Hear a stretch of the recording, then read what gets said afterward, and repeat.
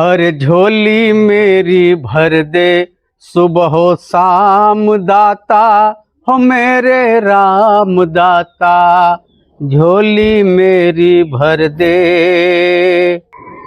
ए भैया, का मलकिन? तू भीख मांगत है? हाँ मलकिन। पर काहे भैया? का बताई मलकिन, हम बहुत गरीब आदमी है हो। मगर तू काहे गरीब है भैया?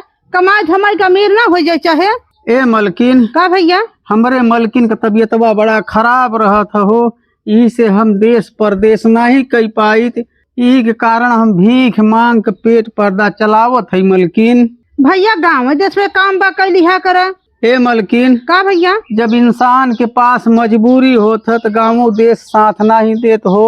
हाँ भैया, ये बात तो सही कहत है। तो भैया हमसे का उम्मीद लगा है, बताओ भैया। ए मलकिन, का भैया? जवन हो सके तू कुछ हमार मदद कर दे। ठीक है भैया, 10 किलो गेहूँ दे दे तो हर काम चल जाए। हाँ मलकिन। ठीक बा।